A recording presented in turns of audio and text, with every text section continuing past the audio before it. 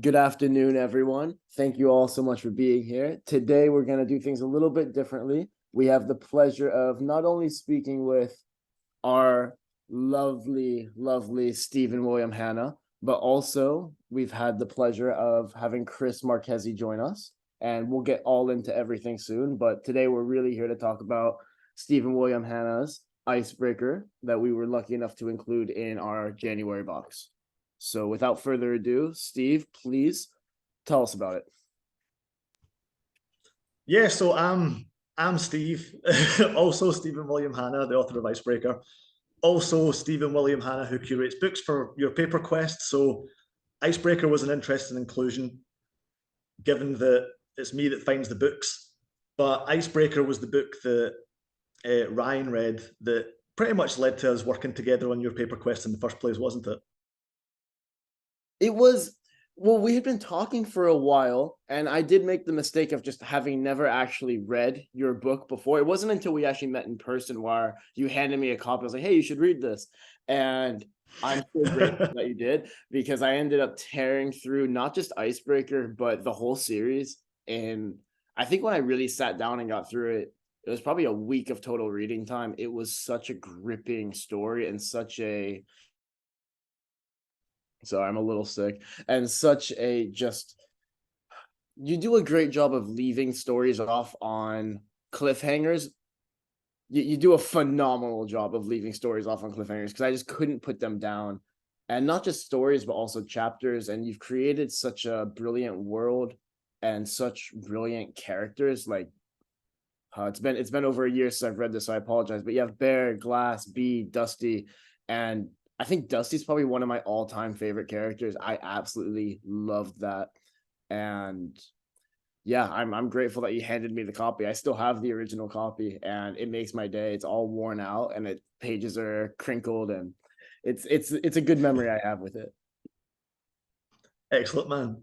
So speaking of cliffhangers, for anyone who's read Icebreaker, Chris read it quite recently, but Chris, correct me if I'm wrong, you've not read further than Icebreaker, right?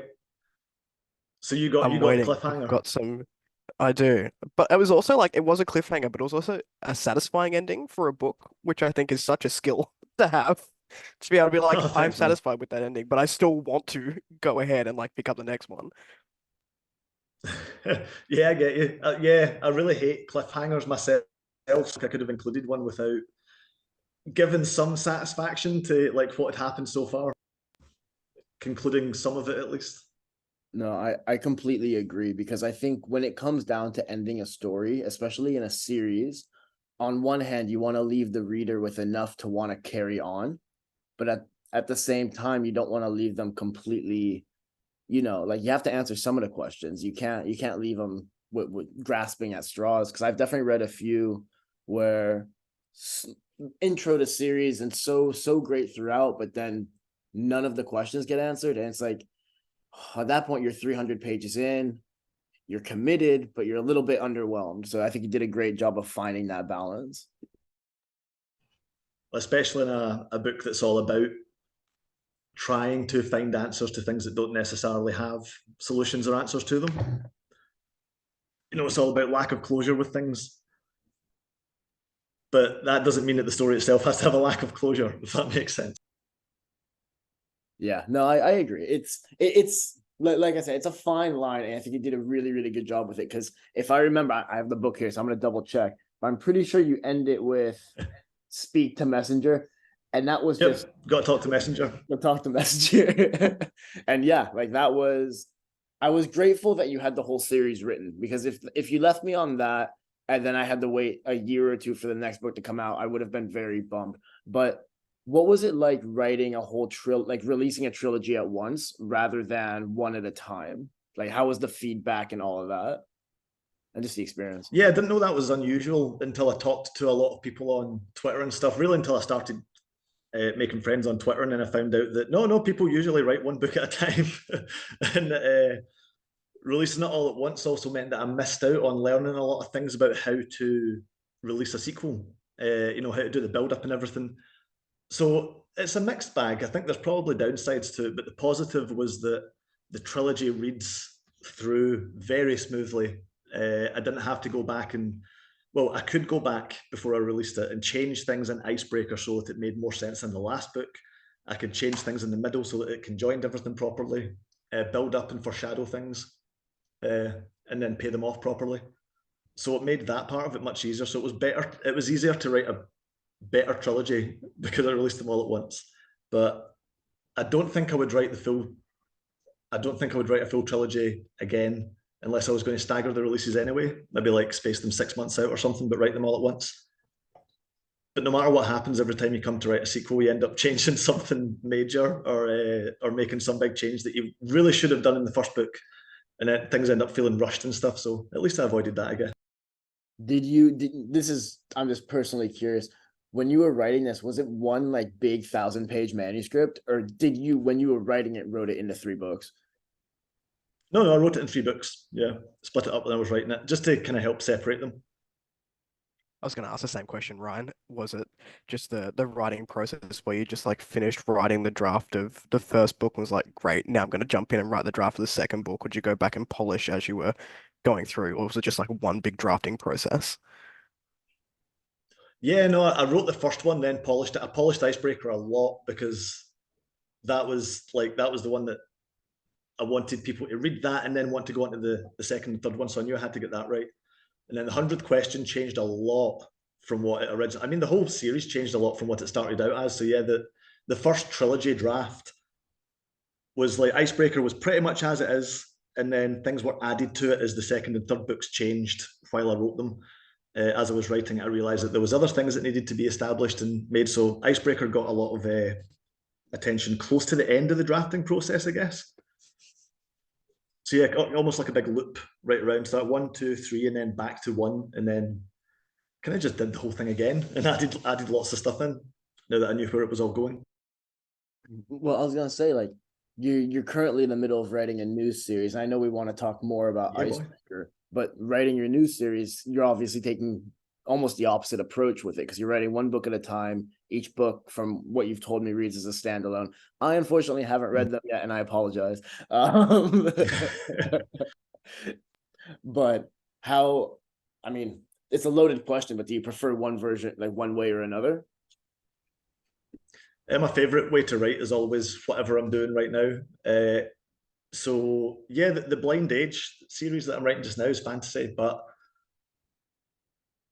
the first book is totally standalone. You could read it and stop there. The second book, I wouldn't say it's so much standalone. It's a direct sequel that happens 2 weeks after, and it's going to keep going like that. But it's not a trilogy or anything, so I don't know how many stories there will be in it. And it's written with the intent of it being almost kind of serialized, and that I could, like, each book ties into what's came before, but I'm not going to have to go back and change anything because each story is, whilst it's part of an overarching narrative that is going somewhere, like each story will be its own kind of thing with the same characters, but like much the same kind of thing. So I can, yeah, you should read them in order, but I wouldn't say there's so much standalone, but definitely means that I don't have to do any retroactive editing or anything to the previous books to make them make sense. So I've kind of set myself free of that a little bit with the way that they're structured, the stories. So I think I prefer doing that. It gives you a bit more freedom. Yeah, that makes total sense. I want to this cough, man. I want to get into Icebreaker. I want to pick your brain about some things, especially the characters, the inspiration behind them. Obviously, you're in Scotland. Right. How much of the setting was inspired by Scotland? The setting is Scotland. Exactly. There's a couple of hints dropped throughout. I can tell you the real world locations that everything's based off, God. But like Icebreaker takes place basically where I live, around Glasgow and the surrounding, the West Coast, the Coastal Union. Takes place there after the phenomenon has just ravaged the world. Nothing's the way it was, and the land masses are all different and everything. But it's a very twisted, snowy, post-apocalyptic Scotland. So a lot of the places and stuff, like Forge Head, where Bear's from, is basically like the like Scotland had a lot of industry and stuff in it, and Forge Head is where all of the steelworks and stuff like that are, at DL Park and Motherwell, which is maybe a 20-minute drive from here. There's loads of little details like that all the way through it. Coastal Union or Union City, when they get to, which I guess you don't see so much of in Icebreaker, Union City's just Glasgow, basically, but ruined, just a mess. Not that far away from what it's like already. So yeah, no, a lot of I think I've got a client of mine who read Icebreaker, and he's from England. And as he was reading it, he was like, this is Glasgow, right? This is set in Scotland." I was like, "Yeah, man." So there's definitely, I think there's definitely a moment in the 100th question as well, which I won't spoil or anything, where they go to like a place that's near Glasgow that everyone who lives in the UK knows, and it's really obvious. So yeah, there's a lot of clues to it that it's based in Scotland, but Scotland was a massive inspiration for it. Yeah, no, I think I think that's the thing, is that when I did read it, I think it's, like I said, it's been over a year and I hadn't really met you. I haven't really experienced it. So I feel like if I did the reread, it would all really click in that regard. But then branching off and talking about the real protagonist and the story behind, like, was there inspiration behind Dusty May, Bear B, Glass? I love the name Glass. I thought it was, I forget what story this happens in, so I apologize, Kris, if this I think is it's Under the Oak that you find out how he got his name. that how he got his name. But I do think the story behind his name was really cool, and it adds the extra layer of depth, which I thought was really neat. Yeah, thanks, man. It's yeah, the names are all. How did I even come up with the names? A lot of them were just funny kind of nicknames that I'd heard other people be given, like Dusty. Like there's a thing in Scotland where your nickname in high school was probably just your last name with a Y on the end of it, or something like your name with a Y on the end of it. If you're Stephen, then you become Stevie, that kind of thing. Which is unusual, but it's a different. Like everyone gets nicknames in Scotland. Like very few people get called by just their real names. So I thought that was a nice detail to like start with their nicknames and kind of work backwards. Like even like Bear's name is a play on words about what they say about bears in the woods and stuff like that. So like glass is the verb to glass someone, to smash a glass over their head. Very Glaswegian thing as well. The names all come from things like that, like names that I thought suited the characters. No, and I mean, I think it all fits, especially like you really grow. The characters really come into their own, especially by the third book. Like it really is the ragtag crew that comes together, which is always, at least me personally, like one of my favorite types of stories. It's so hard to find a story where you have characters that not only get along with like fit with each other, but also fit with the reader as well. Like there's something relatable about every character to everybody, which I think is really, really nice. Like different traits, different personality traits, all of that. But shoot, I had something I wanted to ask. Oh, yes, the pacing of the book, because I think this is one of the things that blew my mind. And this is one of the things that I don't realize it until after I've read the book. I'm like, oh wow, that whole book took place over the span of like 48 hours. So what is what your new series, is it like this? What was kind of the thought process between making Icebreaker such a fast-paced story? Obviously it's an apocalyptic scenario, things move fast, it's more dire, and it really heightens that, but I am just curious. Yeah, I really like writing with urgency. There was who was it? I'll forget her name. I'll shout it out. Is it Shay? Shay reads on YouTube. I don't know if Kris knows her as well. She reads a lot of books. She picked the first rule out, my most recent release, the Blind Age book one, and she read it and she really enjoyed it, and it was lovely watching her video and stuff of her reading it and reviewing it. One of the things that she said was that she really doesn't like stories that are set over the course of like a few days. She likes ones that take their time and stuff. And I was like, oh, you won't like anything I've written then, because everything that I write takes place over a couple of days, and there's a lot of urgency. Like I really like films and stories and stuff that have that kind of approach to them. Like take something like, I don't know, Children of Men. Like the whole story takes like 2 weeks. Something like Good Time, the Safdie brothers movie with Robert Pattinson in it. It's a great film. Takes place over like 24 hours or something. I love those frantic, like really fast-paced stories where you're not really given a minute to breathe. And I think it makes the moments where you do catch your breath all the more poignant. I'm also a very impatient reader myself, so I like reading things that are quite frantic almost. So that was me attempting to slow it down, honestly, because my previous books that I'd written, they're way too fast paced. So Icebreaker was my attempt to pump the brakes a little bit, but it still is, yeah, the whole trilogy is like that, I guess. And then the first rule is also quite frenetic. And The Rain That Makes the River, the book that I'm working on just now, I'm currently 80% of the way reading through the big editing draft. And it's absolutely relentless, man. It's like going downhill on a bike with the brakes off. I think it's just the way that I write. I don't know. I think it's just me.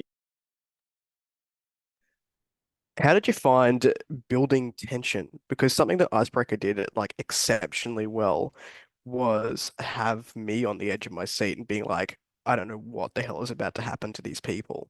But doing that in such a fast-paced novel, how did you manage to build that much anxiety into 300 pages? That's a good question, man. Thanks. That's a good question. So I think it comes from two places. The first place is that you have to really care about the characters. So there's a lot of in almost every scene, at least two characters or more are interacting with each other, and you see through how they react to each other and stuff. You know, you get to know the characters. So as soon as things start going horribly wrong, which they do almost immediately, obviously, the trick is to relieve the tension in small bursts before you ratchet it back up again, but you never really release all of the tension. They're never really safe. There's moments of reprieve, but like for all of the characters, as soon as one problem is solved, something is usually reared its head either the chapter previously or is about to go wrong as well. So there's always something that they have to be stressed about. And it's just a matter of like prioritizing their stresses. But until like the very, very end of the book, it's just, yeah, tension, tension, tension. And then even when you release that, there's still what comes in the sequels. So how do you do it? Yeah, the threat of what's to come is often worse than the thing itself. When you're writing something, I quite often find that when I get to the scene where I've imagined it being really scary in my head, the thing itself isn't really that bad. It's like big boo, like jumping out, jump scare kind of thing. It's not as effective as tension. Something like I reference films all the time. Like if you've never seen Paranormal Activity, the first one, that film is just all tension all the whole way through it. And it never really answers the questions that you need it to. It answers other questions that make you a bit like more scared. It just ratchets it up constantly. So I try and play on that, like they know that the phenomenon's coming before it comes, so they've got time to freak out about it, which is worse than if it just rolled over them without warning. You know, so things like that as well, like knowing that bad things are coming, things like the dreams. So, you know, you can wake up from a nightmare into an even worse nightmare. And again, you know it's coming, you just don't know when or where or what's going to happen or if you're going to be safe. And there's always something else they're dealing with when that happens. So, yeah, try to give your characters the worst day possible. Once they're dealing with some problems, just give them more problems to deal with. And don't let them get arrested. I think that's how you build tension. Watching this, you know. I'm just sitting here like you used to be a school teacher. That's where I learned it, man. Yeah, that's where I learned it. How to experience anxiety constantly. I mean, it makes total sense, though. I think that's part of the reason why you can't necessarily put the book down, because although one question is resolved, the other one isn't. And I know for me personally, when I put a book down, I want to have at least like come to a resting place. But in a story like this, where they're few and far between, it really is like, okay, I guess I have to go about my day. I can't just keep reading as much as I'd like to. Yeah. But I have to say, as somebody who did read the whole series, it does leave on like a very, very nice note. It does leave with your questions are answered. You feel good. Excuse me. Which I think the kind of thing I want to put on the front of the book. What? It's the kind of thing I want to put on the front of the book. Well, like, I promise it's worth it at the end. Honestly, I know it's hellish, but like, your questions will be answered. It's all worthwhile, I promise. I'm going somewhere with this, yeah. No, exactly that. And no, I think again, like you did a really good job with it. And you had the philosophical elements in the story as well, especially every character kind of had their own different opinions on how things should run. But then there was always this respect for Dusty, who was in charge. And you know, in part that comes because he's old as hell, and in part that just becomes that's because he like it's the respect is earned. And I think that was nice that you didn't just have a leader that was there because of rank, like a leader that was there because it was well deserved and it was mutually agreed upon that, like, yeah, Dusty's the best person for the job here. Yeah, yeah, Dusty's a G. He was fun to write, always was. I loved writing all of them, but Dusty's great fun to write. I done a thing on Twitter recently where you pick the actor or whoever looks most like your character who'd play them in a film. And Dusty in my head was always just Sam Elliott, basically dressed as a cowboy. I But with like the physicality of Captain America, like just put those two together, let them go. I don't know what it was for me. I always pictured Dusty as, I'm thinking like the gold rush in America, like Yeah. old guy, long white beard, frail. Yep. But like Yeah. frail, but also has all that old man strength that really works for him. Tough as old boots. Yeah. Yeah, yeah. I eat bull and nail for breakfast without any milk. Yeah. Yeah. That's very much Dusty. I was playing about with the idea of a prequel story about Dusty going through the cataclysm and stuff, but I've got so many things that I want to write. I don't want to add it to the pile. What was your experience with writing in a character like May, who might not be a physical character, but is very prominent throughout the stories? May was one of my favorite characters to write. May's just lovely. She's great. She solves a lot of the problems. May was cool though. I liked writing May as a character. Excuse me. Her voice in my head was always, if you've ever seen Agents of Shield, Marvel TV series, Elizabeth Henstridge, who's an English actress who plays Gemma Simmons. Her voice, like English Rose kind of voice, and I was just like, yep, that's that. If I was going to have like a gigantic armored landship, speaking a voice, I'd want it to be like a nice voice like that. But then that led to me creating the whole thing with May and Dusty, which I won't get into if you haven't read the sequels, but they've certainly got an interesting relationship as well. I promise I'll read them. You two are like making them jump up on the need to read list. Yeah, yeah, it's okay, man. No rush, no rush. But there's lots of fascinating and interesting and like family dynamics between the crew. No, they're all good fun to write, man. Did you find that because May wasn't like a physical character, she was more an entity? Did you find that that was any different to write, or is that just because I she don't felt think like a so. No, human? not She really. felt like a human throughout the entirety of the story, just a more put Yeah, together. part of the world building, the world that Icebreaker's set in is the way that technology advanced. AI isn't coded; it has to be raised, like brought up. Almost otherwise, it misses out on the developmental things that give it critical thought and everything. And so they're basically human minds, the AI in Icebreaker's universe. They're kind of like humanoid minds with just immense processing power, which again gives rise to interesting plot points and stuff. So yeah, there's a lot of stuff that's kind of unexplored there that maybe other books will get into.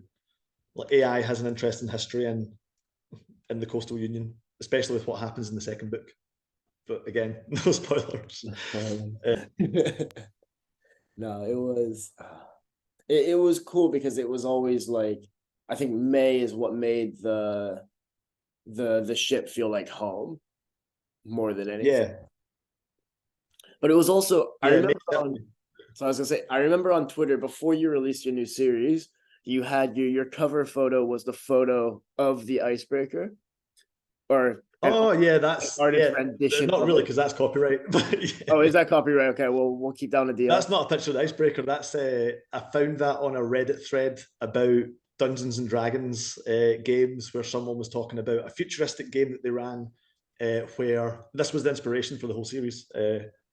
A game that they ran where like a climate catastrophe of some sort had occurred on Earth, and the only way that you could get the postal service like deliveries and stuff like that to people was in these big land ships. And that was about all that they wrote down about it. It was just like ideas about the kind of weird, spooky stuff that they could run into along the way.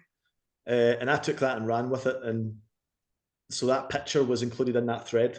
And it's just like it's just this big massive land ship. I was like, that's it. That's the icebreaker. Did Dungeons and Dragons play any role in your writing process? Was it ever like, all right, I'm gonna I roll was this gonna ask dice, it too. things are gonna go south, or things are gonna go well, depending on what we roll here? Kris, did you say you were going to ask that as well? Like, were you just rolling a dice when you had to make a decision? Like, let's see what happens. So, sometimes, man, yeah. Yeah, for those who don't know, I'm a big Dungeons and Dragons fan. I mostly run the games, I DM them, and I draw a lot of that into the writing process. Like the books that I'm writing just now, the Blind Age series, are basically D&D novels.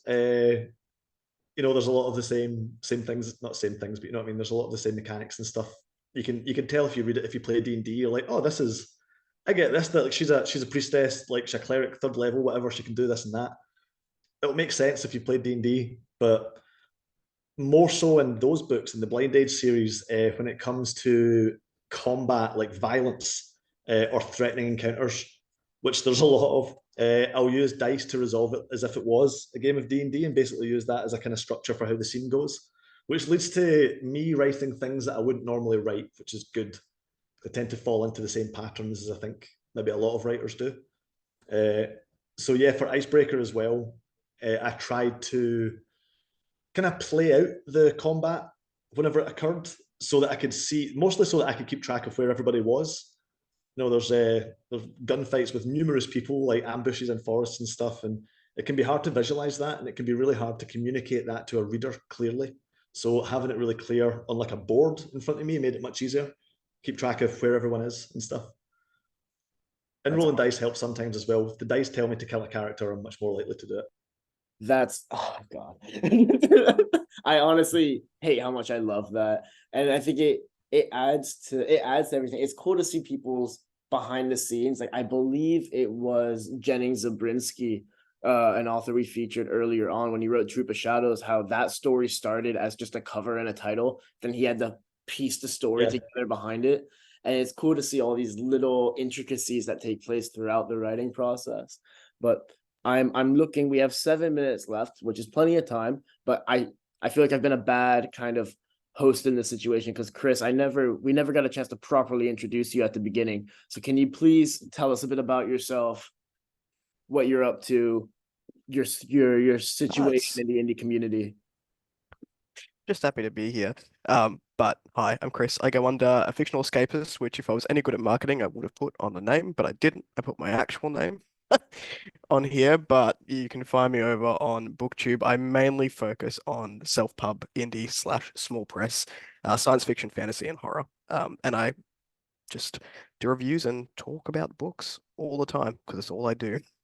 I just read and talk about books. You also, what was that thing that you done with the local libraries and stuff where you put copies of indie books and everything?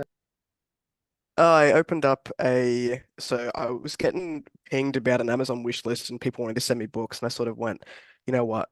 I'm Instead of sending me books for me, why don't you send me books and I will take them across Brisbane? And we had, I think it was like 160 or something indie books that came either from myself, the coffee fund, donations, and my wife and I just spent, I think it ended up being like 14 hours in a car and we delivered them all across Brisbane. We went like from top to bottom and just put them sort of everywhere. It was such a cool experience to That's get so everyone cool. involved in that. Yeah, But I have a that's new plan coming for this year. that's Nice, honestly nice. amazing. Yeah, But That's really cool, man. yeah, You do good work. just love indie. I think I remember reading Icebreaker, not just to bring it back, but 5 minutes, bring it back to Icebreaker. Yeah. Um, I remember reading it and like within 30%, I was like, why is this not being adapted? Why are we still doing the same stuff over and over again when this is so good? Why aren't we sending this into studios to be like this? We should be doing this. Yeah, I remember watching your video, and you said that, and I was like, "Oh, my wee heart, that's such a nice thing to hear." It is very much like It was just me it's so screaming to visual in my myself in an head. apartment. Yeah, it was. It's like I see the same things on the telly all the time as well, man. I'm like, oh, it would be nice if like someone would take some of these amazing indie books that I keep finding and do something with them. But that's the way it is. That's the way the world is.